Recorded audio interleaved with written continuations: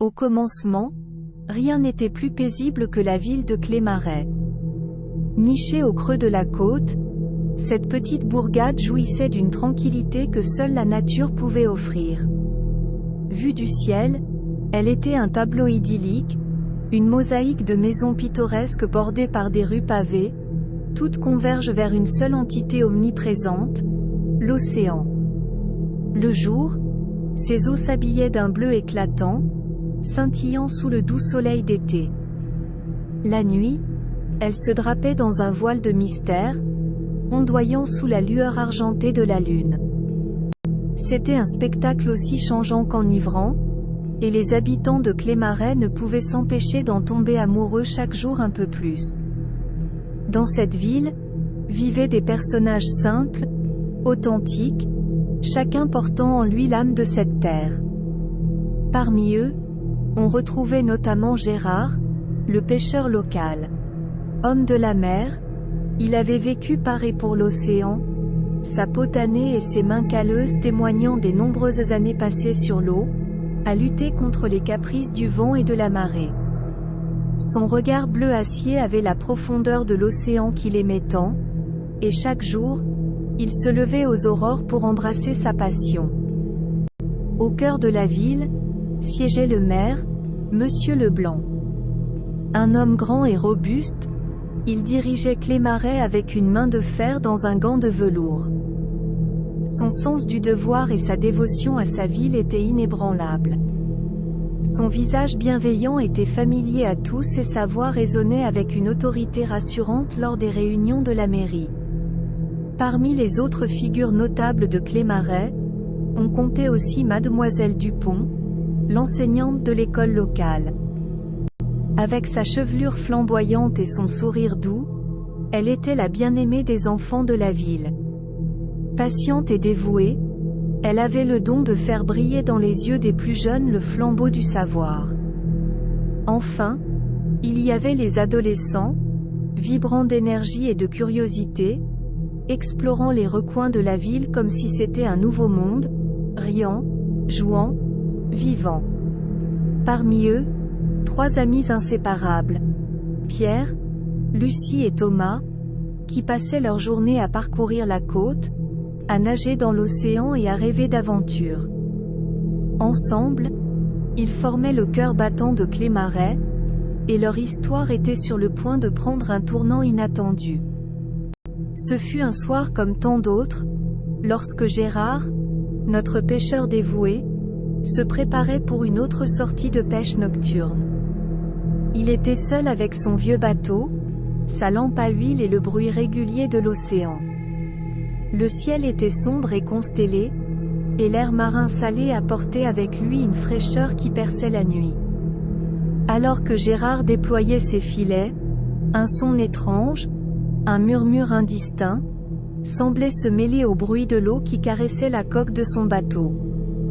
Il tendit l'oreille, croyant d'abord qu'il s'agissait du vent jouant avec les voiles. Mais non, ce n'était pas cela. C'était une mélodie qui semblait surgir des profondeurs de l'océan lui-même, douce et pourtant inquiétante. Gérard, homme de mer aguerri, ne s'était jamais laissé impressionner par les caprices de l'océan, mais cette fois, il sentait une pointe d'anxiété s'insinuer en lui. Il n'avait jamais entendu un tel son. Était-ce un chant de sirène, comme ceux racontés dans les légendes de marins? Ou était-ce simplement le résultat de la fatigue, les heures longues et laborieuses passées en mer jouant des tours à son esprit? Secouant la tête comme pour chasser ses pensées, Gérard décida de garder ce mystérieux incident pour lui-même. Il n'y avait pas lieu d'alarmer les autres avec ce qui pourrait n'être qu'une illusion auditive due à la fatigue. Il poursuivit donc sa pêche, bercé par le doux chuchotement de l'océan, un murmure qu'il garderait secret. Pour le moment. Au fil des jours, le murmure, qui n'était d'abord qu'un chuchotement secret dans l'oreille de Gérard, se propagea. Des citoyens ordinaires de Clémaret commencèrent à l'entendre, d'abord doucement, puis de plus en plus fort. C'était comme si l'océan lui-même leur parlait, Une symphonie subtile mais omniprésente qui s'insinuait dans leur quotidien. La peur, cette émotion insidieuse, commença à prendre racine. Il y avait ceux qui se disaient intrigués par ce phénomène inexpliqué, mais pour beaucoup, l'intrigue s'est vite transformée en une appréhension sourde. Les regards se faisaient plus furtifs le long de la côte, les conversations se faisaient plus basses. Dans les cafés et les bars de la ville, le sujet des murmures était sur toutes les lèvres. Des théories furent proposées, des histoires d'anciens marins qui parlaient de chants de sirènes et de créatures marines mythiques refaisaient surface. D'autres attribuaient ces sons à des phénomènes naturels, peut-être des courants sous-marins particuliers ou le chant des baleines lointaines. Mais aucune explication ne parvenait à apaiser complètement l'inquiétude grandissante. Chaque nuit, le murmure de l'océan semblait se faire plus fort, plus insistant. Comme une plainte ou un appel, il résonnait dans les rêves des habitants de Clémaret, transformant leur paisible ville côtière en un lieu de mystère et de peur non dite. Le murmure de l'abîme était devenu leur compagnon constant, une mélodie en sourdine qui jouait sans cesse en arrière-plan de leur existence. C'était Thomas, l'un des 3 amis inséparables, qui disparut en premier. Toujours avide d'aventure et de mystère, le jeune adolescent était fasciné par le murmure de l'océan. Il avait souvent été vu, assis seul sur les rochers au bord de l'eau, écoutant attentivement, comme s'il essayait de déchiffrer un message crypté dans le chant de la mer.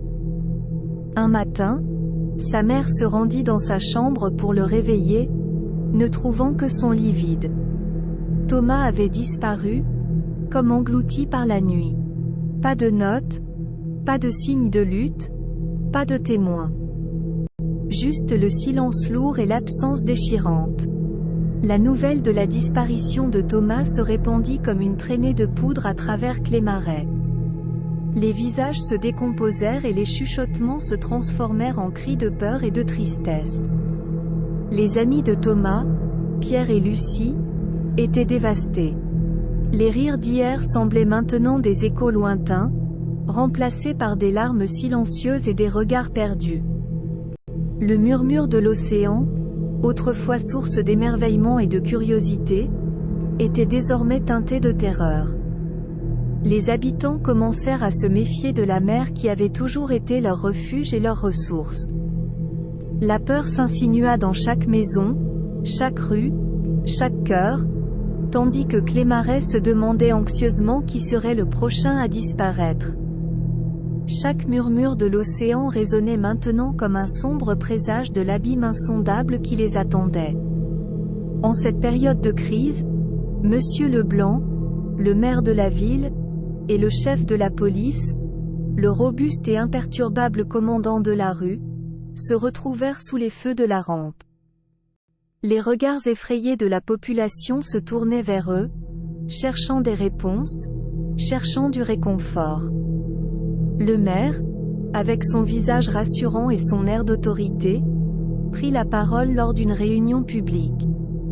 Il tenta de dissiper les peurs en soulignant qu'il n'y avait aucune preuve tangible liant la disparition de Thomas au murmure de l'océan. Nous ne devons pas laisser notre imagination nous emporter, avait-il déclaré, sa voix résonnant à travers la salle de la mairie. Nous devons rester rationnels et ne pas laisser la peur prendre le dessus. Le commandant de la rue, avec son uniforme impeccable et son regard acéré, appuya les mots du maire. Il assura à la population que la police faisait tout son possible pour retrouver Thomas. Les patrouilles avaient été renforcées, les enquêteurs travaillaient jour et nuit, et chaque pierre serait retournée jusqu'à ce qu'ils trouvent une réponse. Malgré leurs assurances, une tension palpable restait suspendue dans l'air. Les paroles rassurantes semblaient se heurter à un mur de peur et de méfiance. Les murmures de l'océan semblaient se moquer de leurs efforts, continuant à résonner dans les oreilles des habitants de Clémaret, un rappel constant de l'énigme qui les entourait. Néanmoins, Les paroles du maire et du chef de la police permirent à la ville de respirer, du moins pour un moment. La vie devait continuer, malgré l'ombre de l'inconnu qui planait sur eux. Les habitants de Clémaret se cramponnaient à l'espoir, à la promesse d'un lendemain plus clair, tandis que les murmures de l'abîme continuaient à les hanter. Juste au moment où Clémaret commençait à retrouver un semblant de normalité, d'autres disparitions vinrent frapper la ville. Ce fut d'abord une vieille dame qui vivait seule dans une petite maison sur la plage. Ensuite, un boulanger bien-aimé qui avait mentionné les murmures à ses clients. Plus tard, une jeune femme qui aimait se promener le long de la côte le soir. Les disparus avaient tous quelque chose en commun. Ils avaient tous dit entendre les murmures. Chaque nouvelle disparition creusait plus profondément le gouffre de la peur dans le cœur des habitants. La tension, qui n'avait jamais vraiment disparu, explosa en une véritable panique. Les rues qui autrefois grouillaient d'activité devinrent silencieuses et désertes. Les portes et les fenêtres étaient fermées bien avant la tombée de la nuit. Les rires d'enfants, les discussions animées des adultes, tout cela avait été remplacé par un silence inquiétant, seulement rompu par le murmure incessant de l'océan. Les habitants se tournaient à nouveau vers le maire et le chef de la police, leurs visages pâles trahissant leur terreur. Mais cette fois, même leurs paroles rassurantes ne pouvaient apaiser la peur omniprésente. Clémaret, autrefois si paisible, était maintenant au bord de l'effondrement, sa tranquillité ravagée par le mystérieux appel de l'abîme. Face à une menace invisible et insaisissable, les habitants de Clémaret décidèrent de prendre les choses en main. Des groupes de citoyens courageux, menés par Pierre et Lucie, les amis de Thomas, commencèrent à mener leur propre enquête sur les disparitions. Ils recueillirent des témoignages, examinèrent les lieux de disparition et cherchèrent des indices sur les disparus. Jour après jour, malgré le poids de la peur et de l'incertitude, ils se battirent pour rassembler les morceaux du puzzle. Ils étaient déterminés à ne pas laisser l'océan prendre plus de leurs proches sans combattre. Au fil de leur enquête, un motif émerge commença à se dessiner. Tous les disparus avaient été près de l'eau juste avant leur disparition. La vieille dame avait l'habitude de ramasser des coquillages sur la plage. Le boulanger était parti pêcher. La jeune femme aimait se promener le long de la côte. Et Thomas était fasciné par les murmures. Cette découverte glaça le sang des habitants de Clémaret. La réalisation que l'océan, qui avait toujours été une partie si essentielle de leur vie, pourrait être lié à ces disparitions tragiques était une pilule amère à avaler.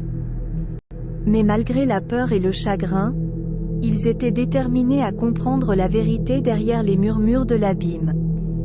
Et peut-être, juste peut-être, retrouver leurs proches disparus. C'est lors d'une plongée sous-marine que Gérard, le pêcheur, fit une découverte qui allait changer le cours des choses. Équipé de sa combinaison et de sa lampe de poche, il s'était aventuré dans les profondeurs de l'océan, cherchant désespérément des indices sur les disparus. Il nageait près d'un récif corallien quand il aperçut une ouverture sombre. Une grotte sous-marine, à peine visible dans l'obscurité. En s'approchant, il réalisa que les murmures semblaient émaner de cette grotte. Il ressentit un désir presque irrésistible de s'aventurer à l'intérieur, comme si une force invisible l'attirait vers l'abîme. Mais Gérard résista. Il avait passé assez de temps en mer pour savoir quand il était en présence de quelque chose de dangereux. Il fit demi-tour, remontant à la surface aussi vite que ses jambes le porteraient. De retour à Clémaret, il raconta ce qu'il avait découvert. Les visages se tendirent à son récit, l'horreur et l'émerveillement se mêlant dans leurs yeux. Pour la première fois depuis le début de cette crise, ils avaient peut-être un indice concret sur la source des murmures de l'abîme. Malgré la peur qui leur tordait le ventre, Un nouvel espoir commença à briller dans le cœur des habitants de Clémaret. Peut-être que la clé pour résoudre le mystère et sauver leurs proches était à leur portée. Avec cette découverte, ils étaient prêts à faire face à l'abîme, prêts à combattre pour leur ville et pour ceux qu'ils aimaient. Avec la grotte sous-marine comme point central de leur combat, les habitants de Clémaret se préparèrent pour une confrontation finale avec l'abîme. Ils unirent leurs forces, rassemblant leurs ressources et leurs compétences, pour trouver un moyen de sceller la grotte. Gérard, avec son expérience de la mer et de la plongée, dirigea l'opération. Ils utilisèrent de gros blocs de roche, des filets métalliques, et tout ce qu'ils pouvaient trouver pour tenter de bloquer l'entrée de la grotte.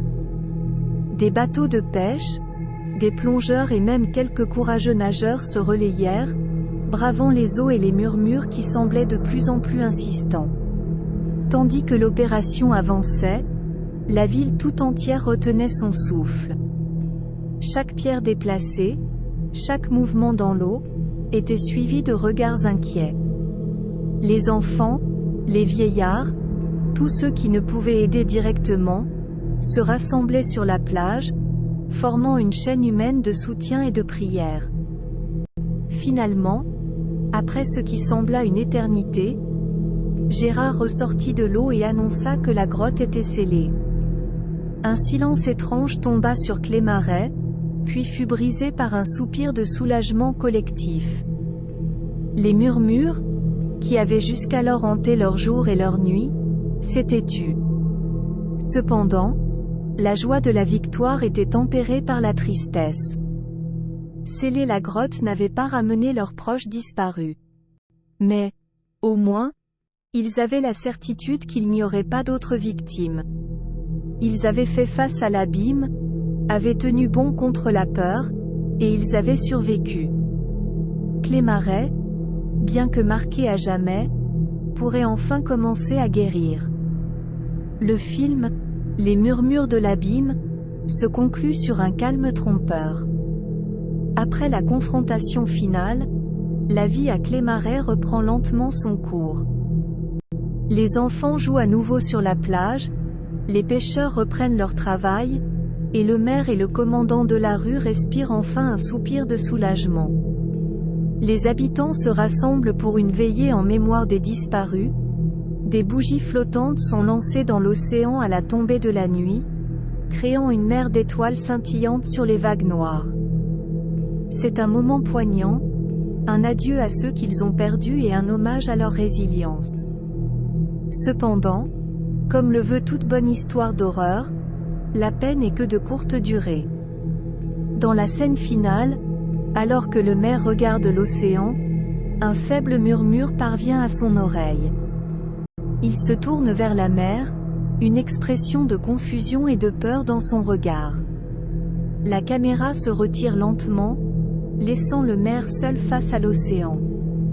Le dernier plan est celui des vagues qui s'écrasent contre le rivage, et ce faible murmure, presque imperceptible, qui s'élève à nouveau de l'abîme.